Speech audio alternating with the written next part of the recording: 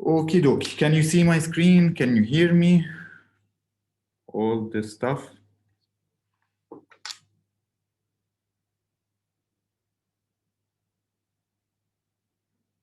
Okay.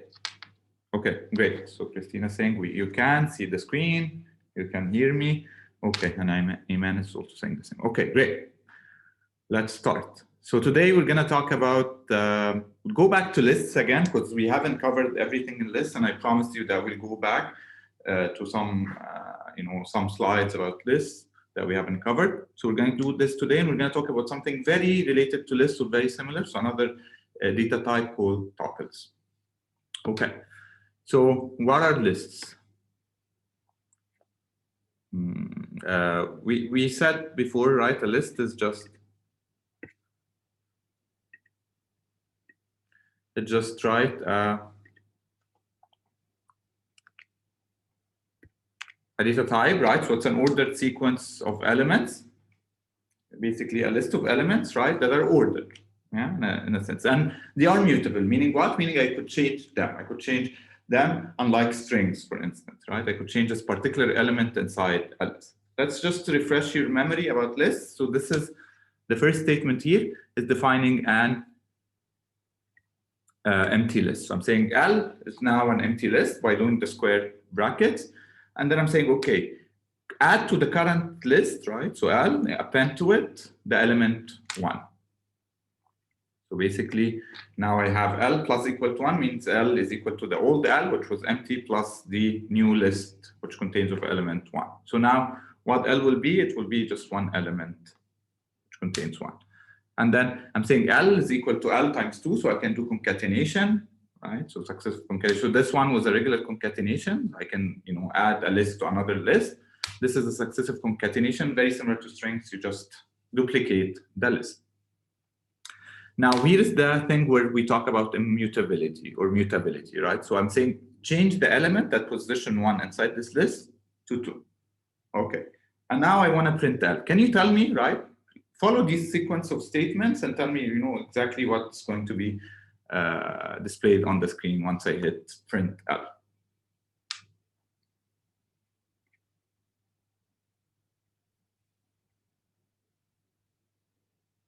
Okay. Right, so you're saying, okay, 1 and 2, that's what Jana is saying. Anybody agree, disagree? Is it 1 and 2?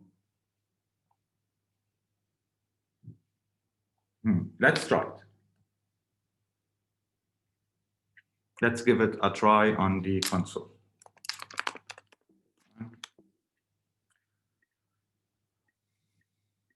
Okay, I'm gonna do it with you together. L is an empty list. Okay, so now L has just nothing so far. Saying L plus equal to 1. So concatenate to the current list the element 1. Right. So what is L now? It's going to be just one element, which is the value 1. And then I'm saying L is equal to L times 2. That means successive concatenation. So whatever is in L, duplicate it.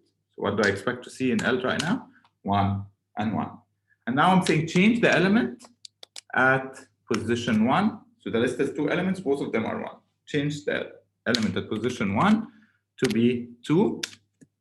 And now I'm saying print L. So what do I expect to see? I expect to see, as Jana said, 1 and 2. Right? Any questions about this? This is nothing new. Okay.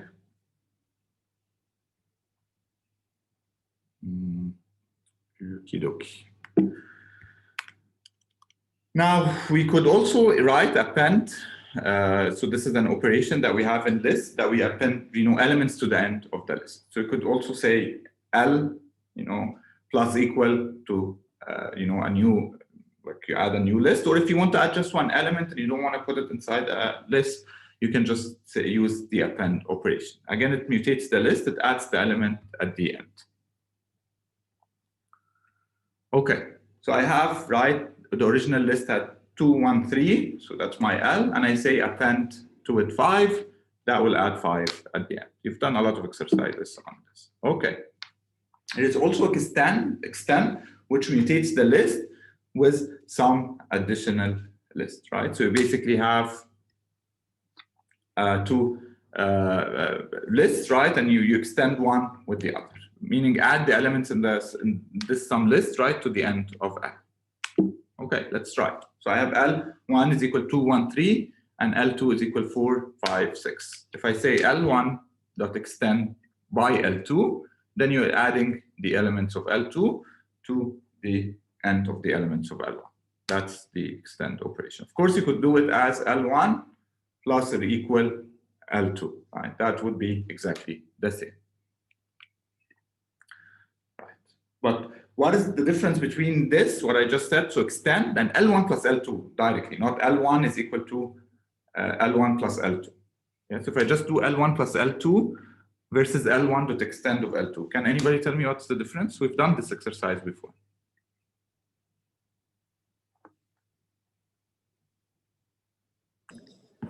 Okay, so extend will change L1, exactly, while the second one will remain L1 the same. Exactly. So I saw this in the chat as well. Thank you. Right, so L1 would not change. If I do L1 plus L2, I'm not mutating the list. I'm just taking, concatenating these two lists and returning them, to the caller. So basically, L1 would not change. Excellent. There are other operations and lists. So we'll talk about, few more of these. So we have delete, we have remove, and we have pop. These kind of remove things from the list. We've talked about adding elements to the list, whether with append or with concatenation, but we haven't talked about how do I remove a particular element inside the list. So I have multiple, operations for removing certain elements inside the list. The first one is to delete, and you give it, right, a specific element, right? So as, an element at a specific index. So here I'm saying delete L of index is going to find, right, go to this, index here and delete this element from the list. There is also pop, which is a very popular operation in computer science. So we use it a lot in a lot of data structures, and it does what? It removes the last element from the list and returns it to the coder. Yeah. So basically, pop would remove, pop the last element inside the list. And you could also remove a specific element, so not at a particular index, but a particular value, yeah, by doing L.remove. So L.remove of an element removes an element from the list. What it does, it searches for it and removes its first occurrence and gives you an error if the element is not there. Let's see an example. Okay, so L is equal to 2, 1, 3, 6, 3, 7, 0. Okay. So I'm gonna do now L dot, let's do it exactly as in the slide. So L dot remove of 2. What does L dot remove of 2 mean? It means find, the first occurrence of 2 inside this list and remove it. Okay? And it changes the list. So L dot remove of 2 would delete 2. If I print L now, what do I expect to see? 1, 3, 6, 3, 7, 0. Okay. If I do L dot remove of 3, I have 2, 3. Right. So the second element and the fourth element. We remove the first occurrence on. So it will be, yeah, it just eliminates the element. Yeah, deletes it basically. So L would be now 1, 6, 3, 7, 0. This 3, right, gets removed from the list, and it changes the list really. Yeah. Right. What about this delete of L of 1? Remember, delete, right, takes a position. Right, so delete the element at position 1 in this list. What is the current list? It's 1, 6, 3, 7, 0. So which element is it going to delete? I'm saying delete L of 1. It's going to delete the 6, correct? Because 6 is at position 1. So now if I print L, it's going to be 1, 3, 7, 0. Finally, if I do L dot pop, what does it do?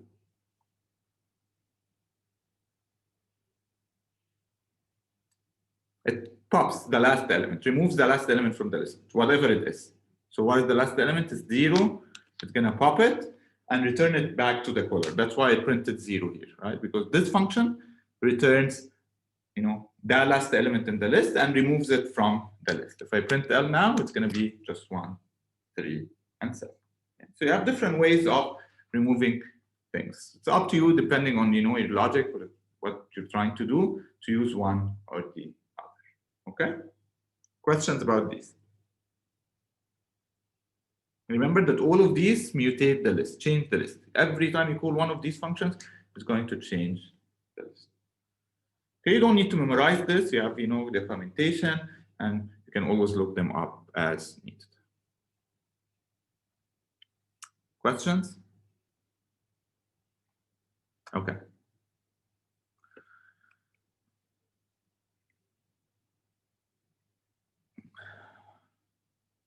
Yes, Khaled. Go ahead. Okay, by mistake, the raising hand. Okay. All right, so now we're going to talk about lists and strings. You can in Python, it's really cool. You can do, convert from a string to a list and from a list to a string very nicely. So really, it has a lot of methods that can allow you to convert between strings and lists. And that's usually used for formatting output to the user, or, taking an input from the user and, turning it into a list or something like that. Yeah. So we have a function called list of a string, and it takes, a string and returns a list, which is a list of all the characters. So it separates the characters in the string. Yeah. Let's start with this one. I'm gonna do L. Let's say L is equal to list of the string awesome. Right.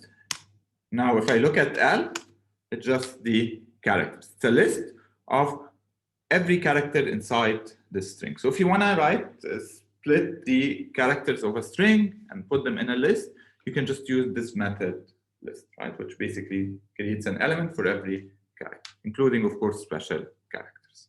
Okay, so that's straightforward. Now, the second one is the split. It takes a string and basically split it on spaces if it's called without any parameter. Otherwise, it will split it on the character you specify. What do I mean by this, right? Let's see an example. Let's say I have my string is I love CS so much, okay? And then I say s.split without any parameters. And what it does is, okay, I have a type weird, but what it does is it splits over the space. So the difference between list of s and split is that split would take words, really, right? If you have a sentence and you want to split it on space, so every word becomes an element inside my list, I would, use that split method. Versus if I do list of s, right? If I do list of s, it's going to be a very long, right, list which contains every character inside the string, right, including space, right? Versus, of course, s.split. Split splits over the space. How about the following, right? S, let me do clearing. Let's say S equal to programming rocks,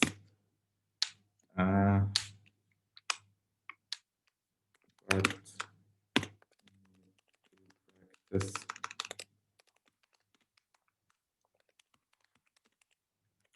not. I do the homework all the time. Okay. Let's try something here, right? So I have a long sentence here. So I'm saying, okay, programming rocks, comma, but we need to practice it a lot. I do the homework all the time, okay? And I say s.split on. Now I give it a parameter. So I give it the comma. What do you think it's gonna do? So I'm saying, right, split this s around commas. Any thoughts? Remember, s, right, its job is to take a string and split it into a list, create elements from the string as a list, right? Elements in a list. So it's saying, right, Mahdi is saying it's going to split on commas. Christina is going to say, is saying it's going to split it into 3. Yes, that makes sense. Let's try it out. And as you guys said, it's going to split it into 3. Programming rocks. And then here is a space, right? Because it splits over the commas. So I have programming rocks here. And then second element would be, but we need to practice it a lot. And then the third element is I do homework. Okay? These are just, for your information. You don't have to worry about these a lot. You might need them in some programs. Okay? Again, no memorization. You don't need to memorize. There's the opposite of this, which is join, which takes a list of characters, of course, right? Because its job is to create a string from a list, and then join it into a string, create a string out of it. Okay, so let's see this one. So let's say I have L is equal to A, P. Oops, I have a list of characters, right? Let's say, or not a list of characters. Let's say I have words. He was not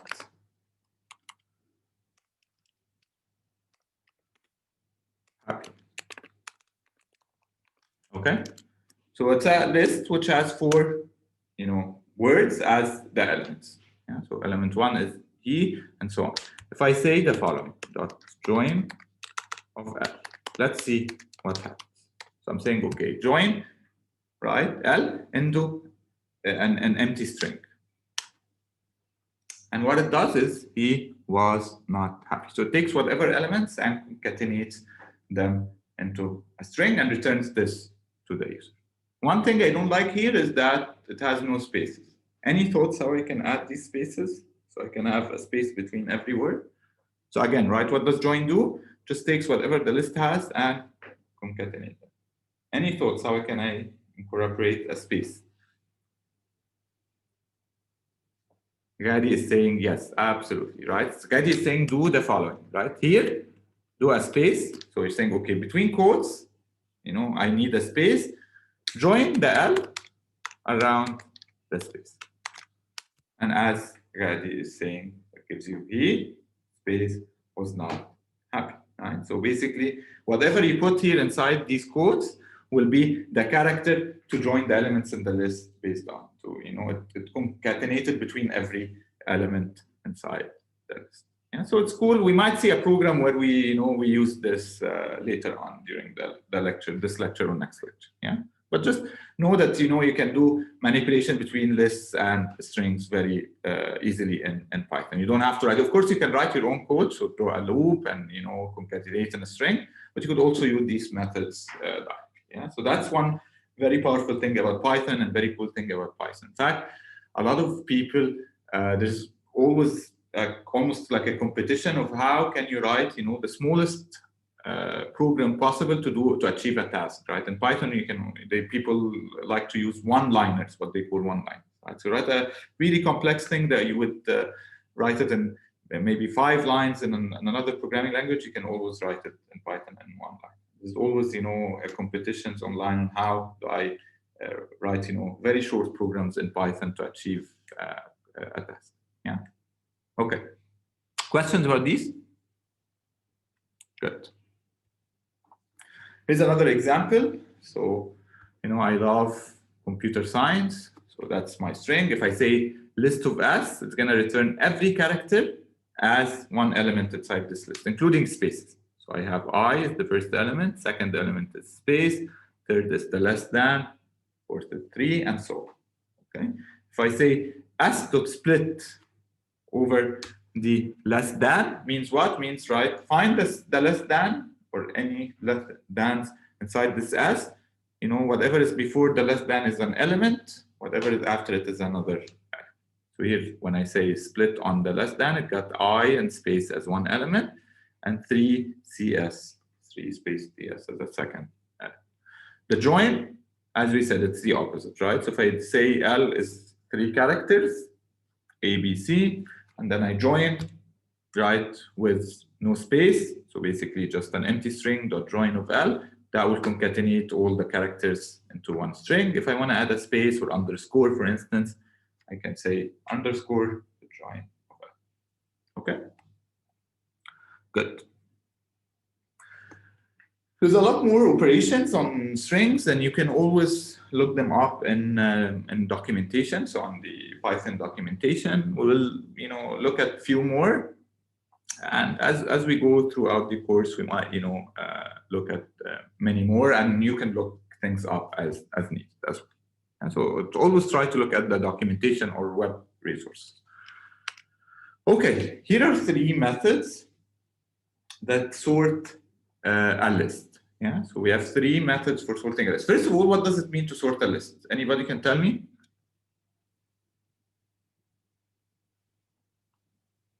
What does it mean to sort a list? Put the elements in order. Yeah. So basically, if I give you a list that is not arranged, yes, exactly. Put it in order, depending, of course, on the type of the elements.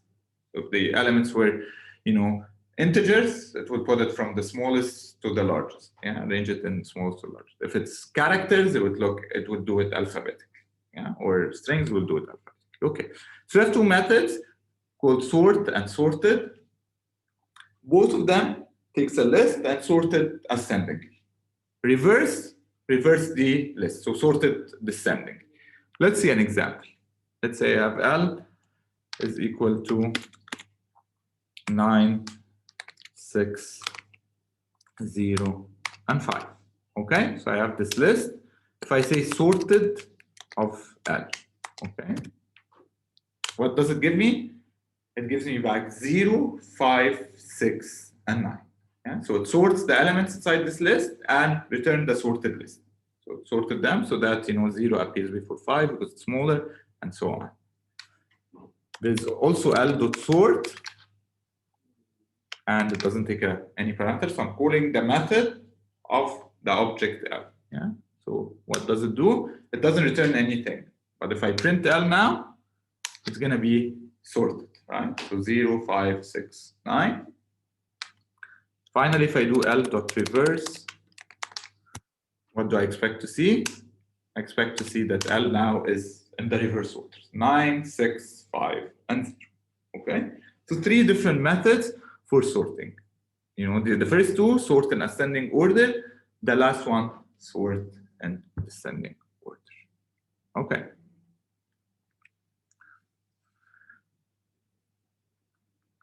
Let me see if, yeah, okay. So I want to spend some time on sorted versus sort. So let's do another list. Let's say I have 7, 2, 4, 8, 6, and 9. Okay? So I have some elements inside a list. Oops. What did it say? Okay. 4. Okay. So I have this list. It has 6 elements. L.sort. If I do sorted of L, right? So I'm calling a method called sorted. I'm giving it as an argument this list L. Okay. It returns back 2, 4, 6, 7, 8, 9. So it does sort the list, right? And returns back that sorted list. Okay. If I print L, can somebody tell me what do I see? So I take the list L, pass it to the function sorted. It sorted it and returned back the sorted list. What happens to L after that? Any thoughts? Muhammad Dama is saying the original, Lynn is saying the original, Ali is saying the original, exactly, all right? So this one doesn't mutate exactly, it remains the same.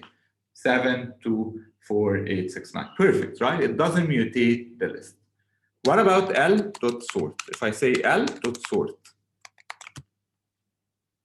it doesn't return anything, so in fact it returns none, but then if I print L now, it changes. Exactly. Now L from now on is sorted. So the two methods, one mutates the list, one doesn't. Yeah. The one that doesn't returns back a sorted list because it has to do something. Yeah. Yeah.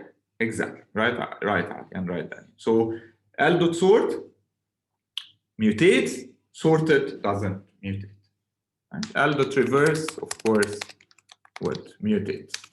Yeah. So if I print L now, it's like this. You can also specify and sort it the order. You can say, I think I can't remember. I'm not sure of the end, the syntax, but I think something like this. You can say reverse equal to true, maybe, right? Yeah, right. So you see now, if I say sorted, L and reverse equal to true, because of course we've sorted the list. It's the same. But let's try it for another list. Let's say 3, 5, 2, 1, 2. Okay. I have this. If I say sorted of L from a reverse is equal to true, it's going to return back a sorted list in reverse order, so descending, but L doesn't change. Okay, so 3, 5, 1, 2 as it was, and right sorted reverse or sorted it in reverse. Okay, so just remember the difference between these two. Questions? Great. Good. Okay, let's do, something more interesting. Oops, what happened here? Okay. So let's see the difference between like methods for lists and string, right? So string, remember, is non-mutable, so you cannot mute them. Yeah. So basically, they're always going to not change the original string. Let's see an example. So I have two variables, L, which is 9603. Okay. Oops, Python 9603. Okay. And I have, so L dot sort, as we said, mutates the list. So now L, if I print it, it's going to be sorted. Yeah. So it changes actually. Now let's say I have the string apple, and I say s dot upper. Right? It's a method similar to L dot sort. It does something. What do you think it does? You might have used it already in the assignments. So s is equal to apple and say s dot upper. What do you think it does? Changes, yeah, not the list, right? It's the string. Turns the string into uppercase. What it does is obviously it returns the uppercase version of the s, right? So s all in capital letters. And if I try to print the s now, what do I expect to see?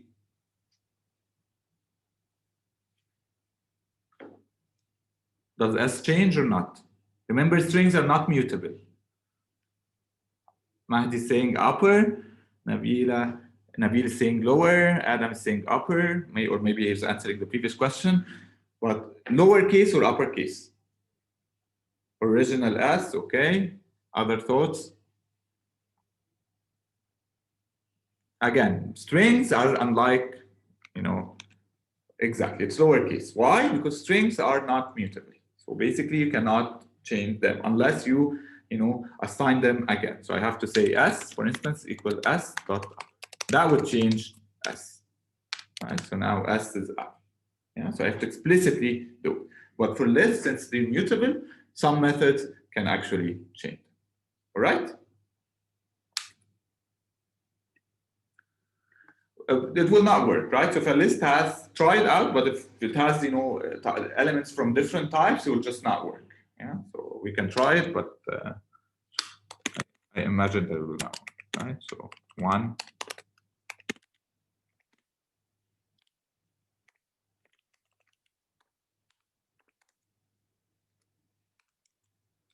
It'll give you an error. Gives you an error. Yeah, basically you cannot do this. You'll have to write for now. If you want to do it sorted, you'll have to write, some custom code to sort the integers alone and the strings alone, because it doesn't make sense. Even a human would not be able to sort, right, these guys. Yeah. Okay. Good. Okay, now we're going to talk about something that is quite interesting and quite tricky. Yeah? I'm saying it, out loud here. So what is this? This is aliasing and cloning. Yeah, it's one of the places where you make a lot of mistakes or bugs because a lot of people just don't get it, yeah, or don't understand this, or not careful about this. Okay, so what is this? Let's see. So we're gonna start with an analogy. So anybody doesn't know Justin Bieber? Anybody a fan of Justin Bieber here? Okay, all right. I assume it's not very popular these days. Okay, so this guy is a singer, and he's a person, right? So basically, he is singer, he's rich, so he has some attributes for a person. Yeah, you could have different attributes for a person. And he's known by many names like Dabib and Justin Bieber and JB and all of these other nicknames. Yeah. So basically, all of these names refer to the same person. Yeah, Justin Bieber. You can add new attribute to a nickname. So you can say, Justin Bieber is troublemaker, and all his nicknames would reflect this new, feature or attribute. So once I say, okay, Justin Bieber is troublemaker, then Dabib is also troublemaker, right? And so on. So what I'm trying to say is the following, right? If you have an object and you're using multiple aliases for this object, and you change, one particular alias, right, or add something to one particular alias, it will reflect in all the things that refer to the same object. We'll see this through an example. Here is an example, right? So we have a set of variables defined inside, a snippet of code, and we're gonna see, what happens when I change, things, or how does it look in memory. Yeah, so we're gonna open the drawer inside the memory and see what things are. So I have two variables, a is equal to 1, b is equal to 1, and then I have a list called warm, which has, the warm colors. So red, yellow, and orange. It has 3 elements, yeah, representing colors. Each one is a string. And then I say the following: hot is equal to warm. So I say, there is a variable, a new variable called hot, and I'm gonna assign it the same value, right, as warm. So this is assigned. And now I say the following: hot.append pink. So add to hot the string pink, another element. And then I'm going to print hot, and I'm going to print warm.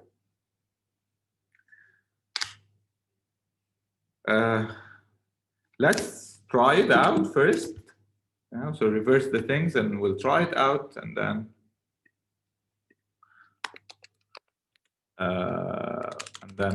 we'll try to understand how it works. So I have red, yellow, orange, I think, if I'm not mistaken. Yeah. Yeah. Okay. And then I say hot is equal to warm.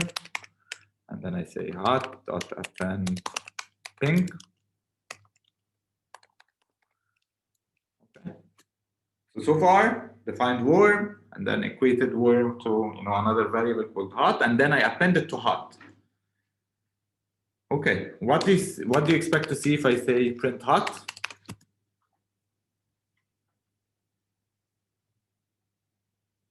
Hot would had, what did the hot have? Once I said hot is equal to warm, it had red, yellow, and orange. And now I said append, right? So I was saying, right, it's just red, yellow, and orange. But I said hot.append pink, remember? So it's going to be red, yellow, orange, and pink. Okay. Yes. Okay. So far, red, yellow, orange, and pink. Now, what about warm? If I print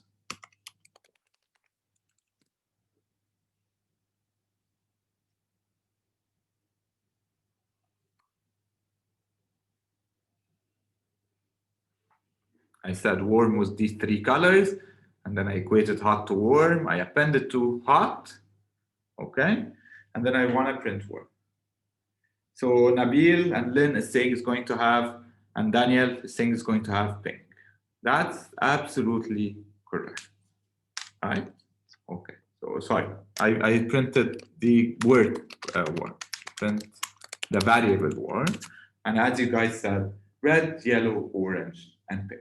Okay, even though I didn't explicitly add to warm or append to warm, what I appended in hot reflected in warm, right? That's because I'm aliasing an object that is a list. Let's see this more clearly. Yeah, so I'm gonna open the the memory and try to see what's happening. So I have, A is equal to 1. That's a drawer in memory where it has the value 1. B is equal to 1.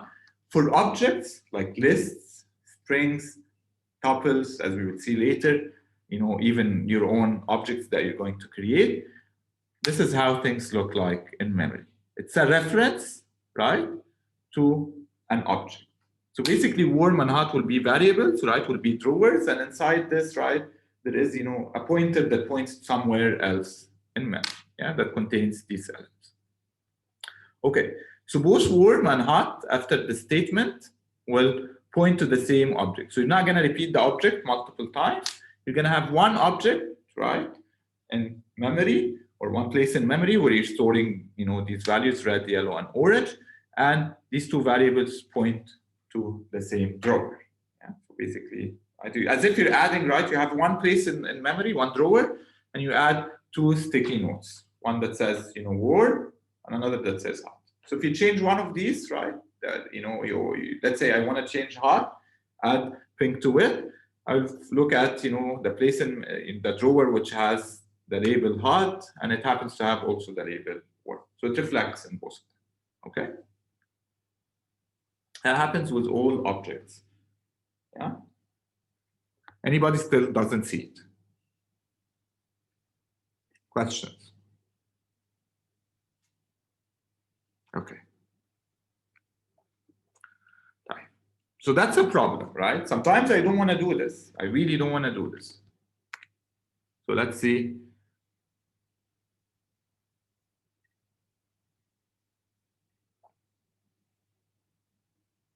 Okay. So let's see the following, right? Let's see another example. I have cool.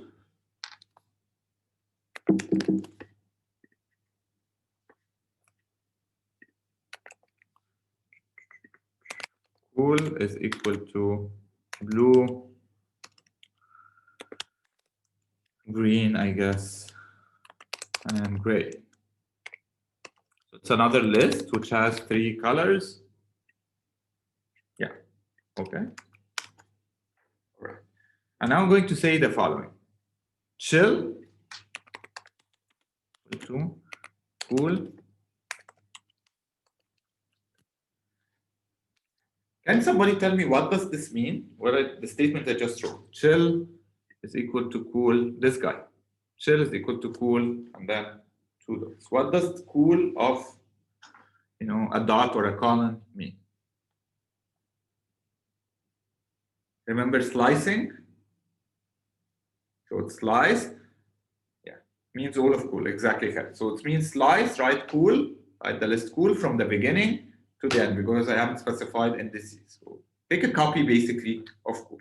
So that's a copy of cool, right? I'm not saying chill is equal to cool, I'm saying chill is equal to a copy of cool. This thing is going to return a copy of this guy.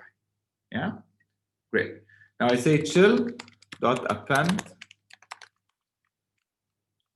black, the color black. Okay. So I said, right, make a copy of cool, put it in chill, and then say append to chill black. Now I say print chill. What would it do if I print chill?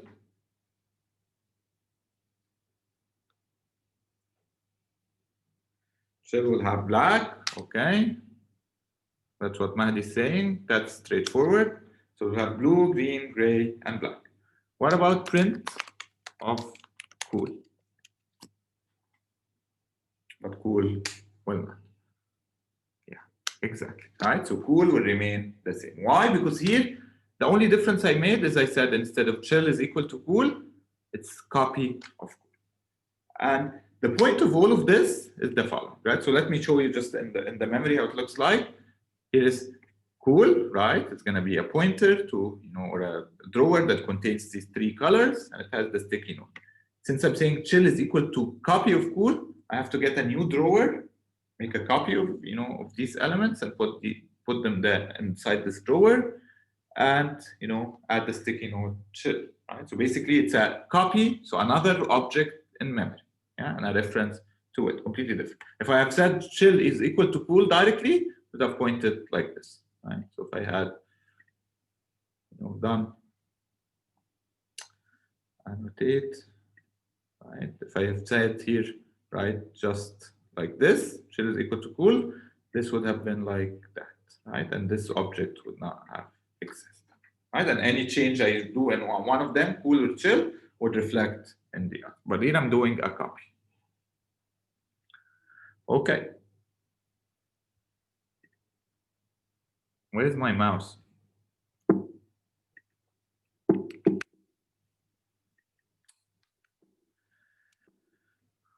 I can go.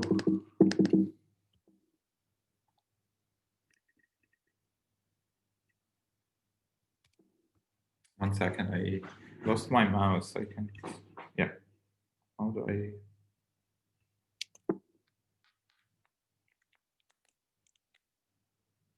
Okay, here we go. Clear all drawings and then close. Then we go back here. Okay. So what I'm trying to say here is the following, right? It's very important for you to decide and be careful, right? When you're dealing with objects, if you change one of them, or if you pass it to a function, let's say, it's going to change everywhere. Yeah? Let's say I passed a list to a function, and then I changed things inside the function. This change will reflect everywhere, because remember, of aliasing, right? So there will be one place only in memory for this object, and all the changes you do with this object, no matter what you call it, will reflect everywhere. So be careful, yeah, that you might not want to do this. Want to pass, an object to a function, and then change it only inside the function, or do some stuff with it in the function. Then you have to make a copy of it. Yeah, that's very tricky and very important when dealing with objects like this. Let's do another example, I think, and then I have to see. Give me a second. Yeah, make sure we're okay. Yeah, good. So let's try this exercise.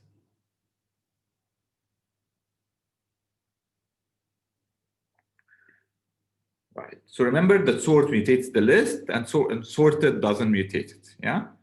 So I have the following: warm is equal to red, yellow, and orange. I'm going to say sorted warm is equal to warm.sort. And then I'm going to print warm. I'm going to print sorted warm. Okay. And then I have cool. And then I'm going to also do the same, yeah, as the one before. So let's try this out. Look at the slide until I prepare this. Okay.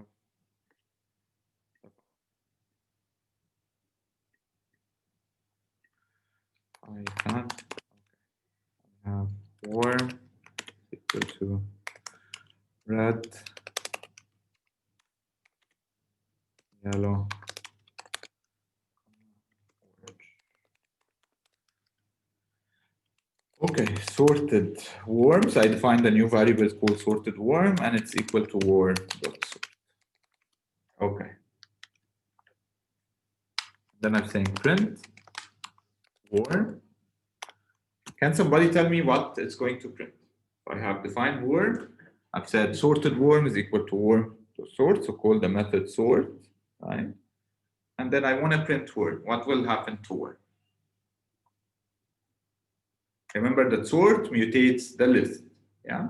So it sorts the elements inside the list. Any thoughts? You're still there, right?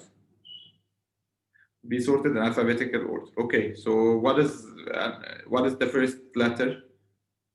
Alphabetical order. It's the O, right? So it's going to be orange, red, and yellow. Okay, so Daniel is saying sorted worm, and worm will be the same orange, red, and yellow. Okay, let's just focus on worm for now. As you guys said, it sorts the list, in alphabetical order. So we have orange first, followed by red, followed by yellow.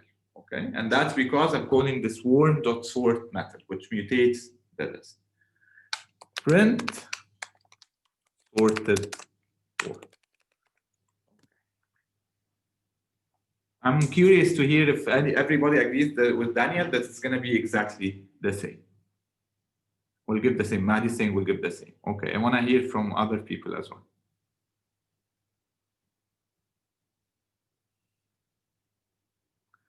What does sorted worm have? It has the return value of this method. Okay, it's going to give me none. Why? Because worm.sort, what it does is it mutates the list, so it sorts the elements inside of it, and then returns nothing. It doesn't return anything. So it will return none, and then that's what it's going to print. The difference between sort and sort. Sort, you call it object.sort. It's going to sort and doesn't return anything. So now, sorted will not change the object, so will not retain the object, and will return instead a sorted copy of it. Okay, so then for this one, it's going to print none. Let's do cool, right, to show you the difference. Blue, green, and gray.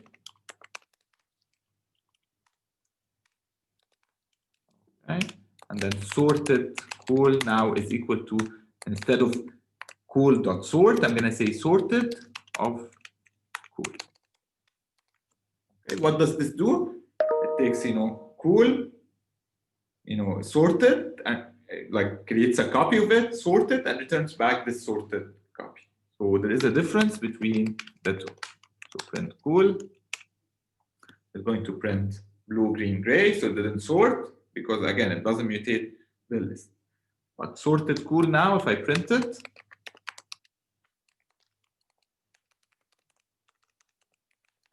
what do you expect to have? I would say it's exactly the same because it's already sorted, right? So let's, change the cool a little bit to make it, let's say gray, blue, green, right? It was already sorted. That's why it didn't make a difference. Okay, and then I say sorted cool is equal to sorted of cool. Then I print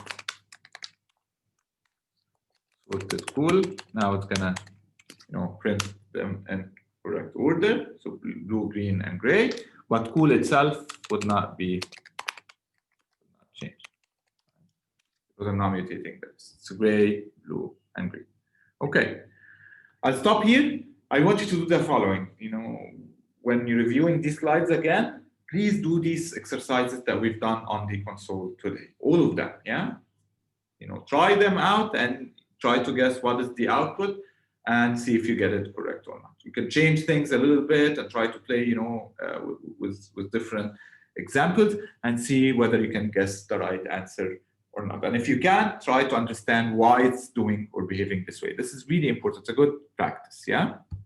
Very important thing that will help us a lot because we're starting to write real code. If you look at the assignment, you're starting now to write real programs, big programs with multiple functions, and you're passing things from one function to the other. And these are the places where you could make bugs or mistakes. Okay, we'll stop here and continue on Wednesday. Your experience is still better with Zoom? You prefer Zoom over WebEx?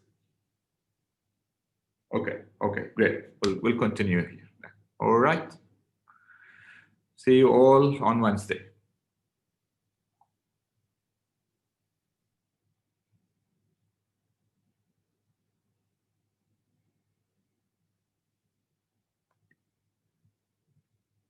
You too, Khalid. Thank you.